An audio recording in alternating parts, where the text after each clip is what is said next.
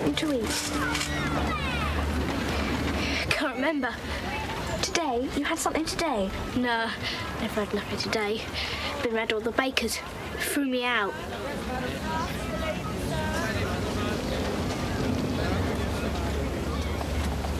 Wait here a minute.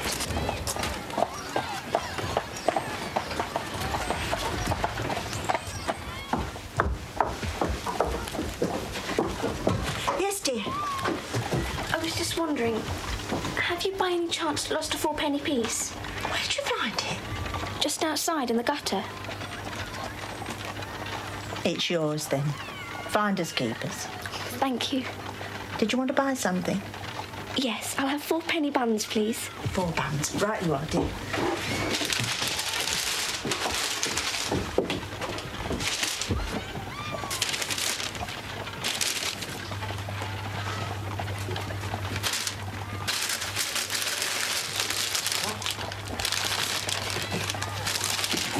Oh, I said 4. You put in 6. Did I?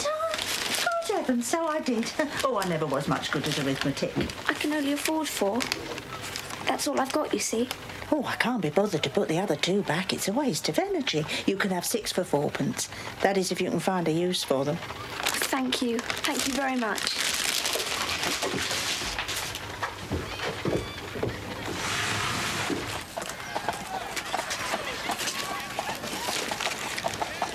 Would you like a bun? Nice and hot. What do I have to do? Nothing. Just eat it.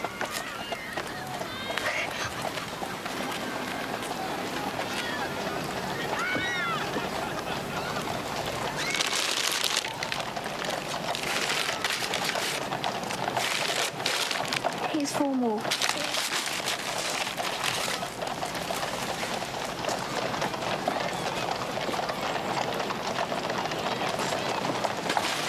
Yeah, that little girl. How many buns did she give you?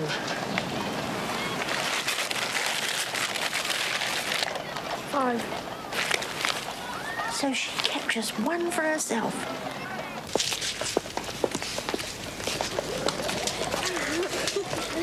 Will Moscow be covered with snow, Papa? Will you drive in a droshky? Probably. Shall you meet the Tsar? Shall you ask him to help you look for the little girl? Well, I rather think the Tsar will have more important things to do. Will you send us pretty picture postcards of the Cathedral Square and Ivan the Terrible Throne and the Great Kremlin Palace? I will send you cards the very second I arrive. Now, run back in, because you'll all catch cold. Don't forget, I love you.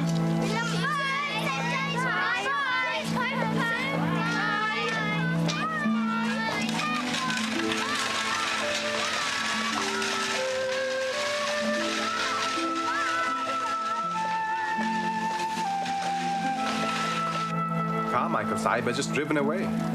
May God go with him. Did his children come out to see him off? Yes, Sahib. He promised to ask them to visit me. I don't suppose he ever will. The spirits of the lonely invalid appear to be very low today. Yes. And talking of spirits... No, Sahib. What do you mean, no? You're my servant. You'll do as you're told. No spirits by order of the physician. I could dismiss you, you know. What other servant would put up with your moods, your depressions? Am I so impossible to live with? Totally impossible, Sahib. And today, more than usual. That's because I feel guilty. Sending Carmichael off to Moscow. There is a verse in the Bhagavad Gita. Krishna, in his sermon to Arjuna, advises that when a goal is worthy, action is always better than inaction, even if the consequences of such action are to be regretted. You made that up. Yes, Sahib. You're an old fraud, Ramdas. But I don't know what I'd do without you. Ah, there's the little servant girl, the one who lives in the attic. What's she doing? Returning from the shops with baskets that are too heavy for her. They seem to work her very hard. And she is not used to it. Of that I am sure. She has not been a servant all her life. If only we could do something to help her. Are you sure about this, love? I don't want to get you into trouble. Trouble? Over a couple of meat pies? Don't be daft, Bert. Well, suppose your mistress finds out. She won't. She hardly ever comes down here. She did a monthly inventory a week ago. Go on. Get stuck in time. Well, don't blame me if she hands you over to the law. I wouldn't mind. As long as it was you. Oh, it wouldn't be. I'd be in the next cell charged with receiving stolen goods. I might have to turn Queen's evidence. You couldn't turn Queen's evidence if we was married. Now, look, don't start that again. I've already told you. I can't think about marriage till I get my sergeant's stripe. How long will that be? 10 years? 20? Maybe next year. Maybe never. Look, love, we've just got to be patient, right? Till I can afford to keep you in style. Look, we don't have to wait. I've got some money put by and I can carry on working. I'm not having my wife going out to work. After we're wed, the only cooking you'll be doing is for me.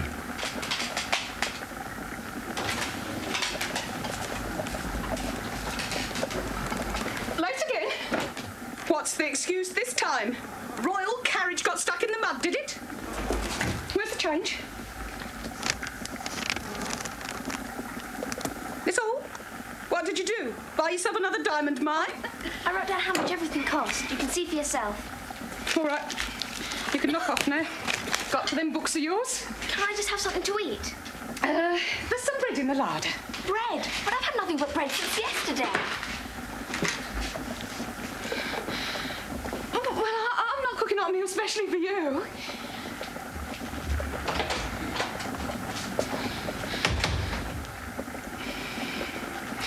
If you're too high and mighty to eat with the rest of us, you can go without.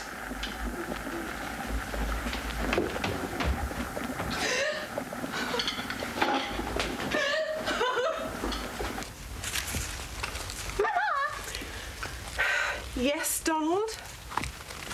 Did you see the little girl who is not a beggar? She was standing on the pavement when Papa left, watching us, as if... As if what? As if there were a pane of glass between us, and she was on the outside, looking in. She probably has no family of her own, poor child. Like the little girl Papa has gone to look for. Yes, Why should she be in Russia? because that's where her foster parents live. But she's an English girl. Her foster parents are Russian, and Papa believes they took her back to Moscow. From France? Yes, she was at school in Paris. Why couldn't she have been at school in England? I don't know. Ask Mr. Carrisford.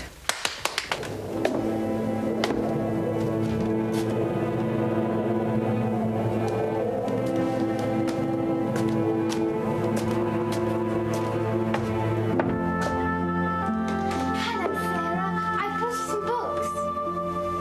Books? What's the matter? I feel a bit faint, that's all. You better sit down.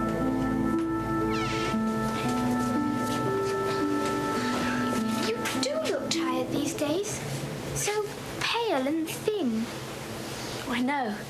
It's all this rich prison food, all the cakes and trifles and jellies. What? Nothing. Have a look at these books. Carlyle's French Revolution. I've been wanting to read that. Where did you get them? Papa sent them to me.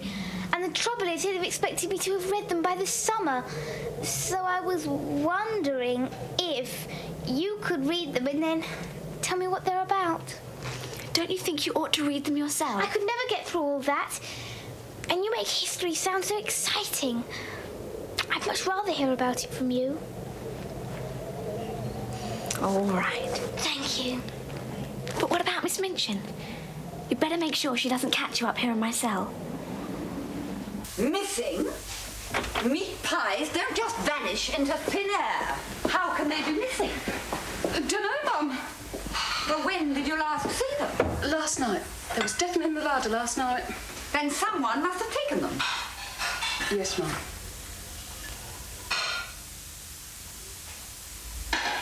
The Bastille held about 70 or 80 prisoners.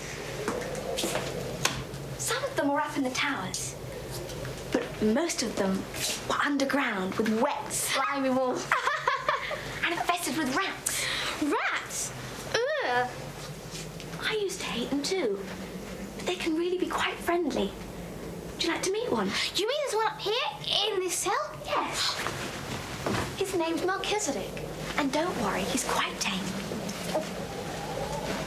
He's a perfect husband. He eats the smaller crumbs himself and takes the bigger ones back to Mrs. Melchizedek so she can make a crumb stew. You're a thief, Rebecca. Someone's coming. I have a good mind to turn you over to the police. Wasn't me, I'm honest. I never touched them meat pies. Don't tell falsehoods. Cook says she's missed other things from the larder recently. You ought to go to prison. I never took nothing, not even when she sent me to bed about no supper. Please, Mum, you can't believe It's me. no use, Rebecca. Your infamy has been discovered. Now go to your room for the rest of the day. Cruel. I will decide what It was Cook who stole those meat pies, but that policeman of hers. I saw him eating them. Can't you say anything? Gorgon would never believe me. It's so unfair. Maggie's so hungry sometimes she eats crust out of the ash barrel. She'd never dream of stealing anything.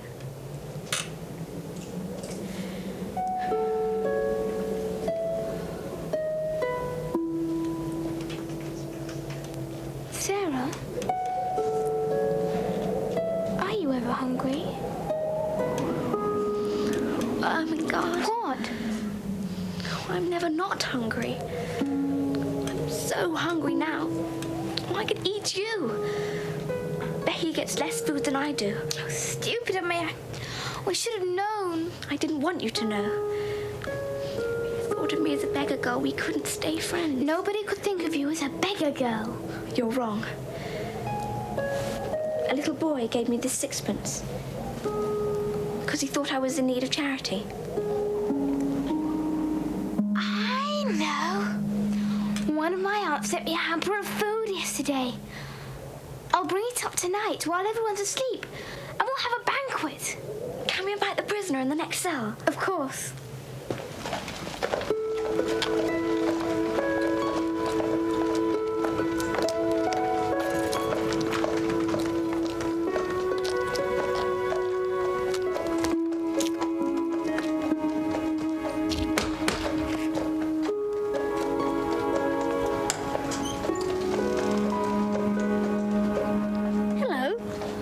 Hello, young master.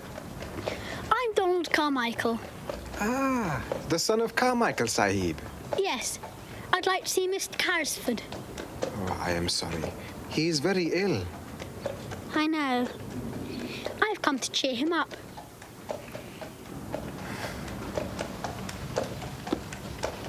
So, you've come to cheer me up, have you? That's right, sir. Do you care for some orange cordial? Donald, isn't it? Yes, sir. Some orange cordial for my young visitor, Ramdas. Sahib.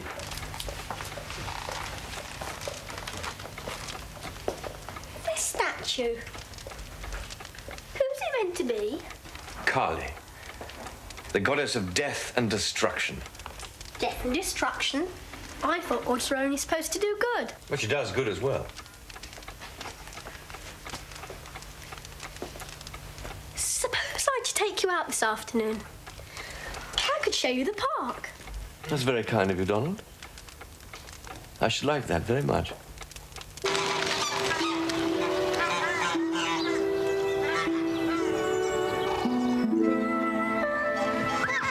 The little girl's father had a friend, you see. A friend who did him a great wrong. And I want to make it up to her. What sort of wrong, sir? Well, this friend persuaded her father to give him all of his money to put into a diamond mine. And then the father died, believing that he'd lost it all, and that the friend was really a thief.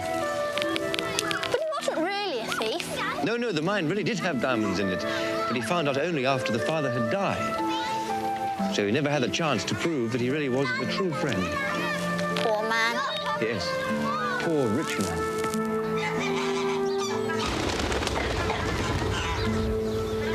What I don't understand is why an English girl should go to school in France. Because her mother was French. But Papa said she was dead, so her father might have sent her to England, mightn't he? Europe. He said Europe. England's in Europe. You know there's a school next to your house? She might even be there. Oh, Donald. If only life were that easy. Why shouldn't it be? Because it never is. God doesn't make it easy for us to atone for our sins. It's all part of the punishment. But there's a girl who works at that school. Little servant girl? Yes. Ram Dass has talked to her. Couldn't she be the one you're looking for? No, I'm afraid not. No headmistress would ever allow a captain's daughter to become a servant.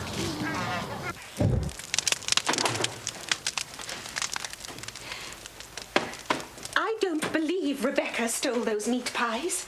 Then who on earth do you think it was? Well, I have no proof, and I hate casting aspersions. Oh, come without along, proof. Amelia. This is not a court of law. Who is it you suspect? Cook.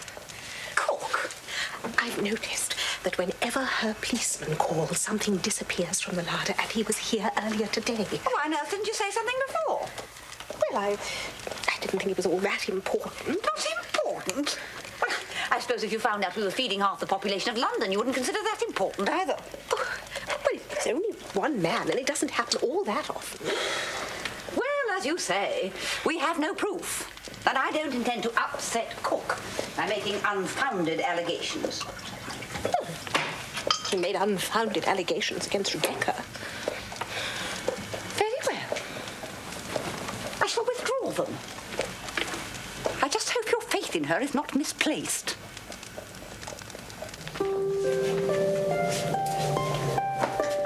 Right, it's time to set the table. Set the table, miss? With golden plates, of course. A proper banquet always has golden plates. Handle them carefully, Becky. They're extremely valuable. If you break one, the king and queen will be very cross. Right, miss. Now we need a garland of fresh flowers from the palace garden. And bring that crystal vase from the washstand. It'll do as a centerpiece. You mean this? Oh, really, Becky? Can't you tell the difference between a crystal vase and a silver flagon encrusted with precious jewels? Yes, that's it. But as this is a very special banquet, you'd better bring them both. There's only one thing missing. The food. The food is not our responsibility. It's being prepared by the royal chef down in the kitchen. No, a banquet is not a banquet without damask napkins embroidered by Spanish nuns. As it happens, I have just 3 left. Lovely. Must have taken them ages to embroider these. 5 years each. That's why they're so expensive. But in this palace, we don't worry about the expense. Palace, miss? I thought it was a cell. Oh, not tonight, Becky. Just for tonight. It's a huge banqueting hall. See the high vaulted roof and the minstrel's gallery. The log fire blazing in the open grate. The flaming torches casting shadows over the long oak dining table. You can't have cheap napkins in a place like this. No, I suppose not. But you know what I wish? What? I wish the royal chef would get a move on.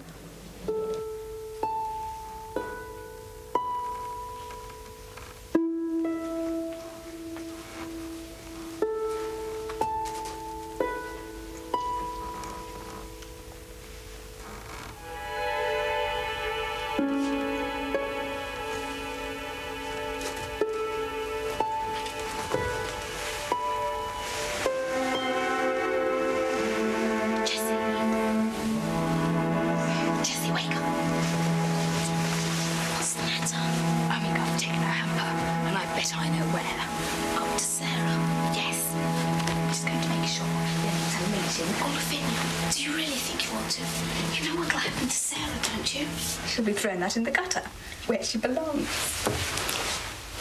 You really hate her? That much? I hate anybody who pretends to be what she isn't. She still walks around with her nose in the air, as if she's too good for the rest of us. Well, it won't be in the air much longer.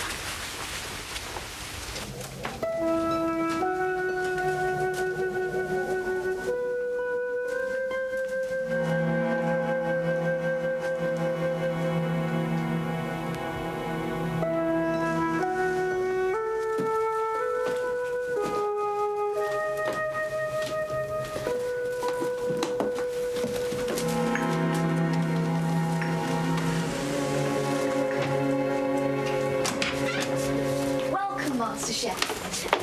And what have we on the menu tonight, pray? A suckling pig, a haunch of venison, or mayhap a surfeit of lamb. Oh, what? She's a right caution, isn't she, miss? Isn't she a caution? Bring forth thy succulent victuals, my good man. And though I am a princess of royal blood, I shall aid thee to carry the product of thy labour to yon throne halls. Oh, I just love it when she talks like that. This is a blanket here, you see, miss. Vaulting roof and Spanish napkins and a blazing fire. Blazing fire? I can pretend the rest of it, but I don't think I can pretend that. It's absolutely freezing. We could have a real one, I suppose.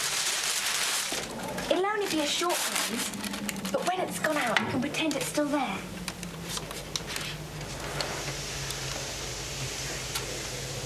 There. Oh, Sarah, you are clever. You can always make something out of nothing. When you have nothing, it's all you can do.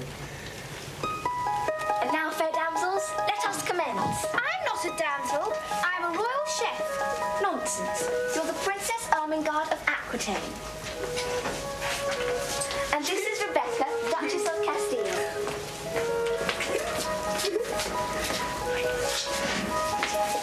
I bid you both welcome to the palace of my noble father, the king, who is abroad at present on a crusade, but has commanded me to provide you with this sumptuous feast. God bless you, Your Highness. You're a real toff. What ho, there, minstrels! Strike up the viols and bassoons, make the rafters ring with music, and pray you honoured guests, begin.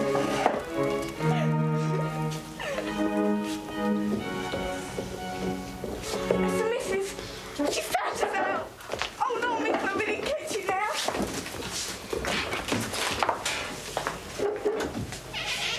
What is the meaning of this? It's my fault, Miss Minchin. My aunt sent me a hamper of food, you see. So I suggested... You suggested nothing, Ermengarde. You're far too stupid. I know whose suggestion this was. I was only having a party. Silence! You will leave my service at the end of the month. Now go to your room.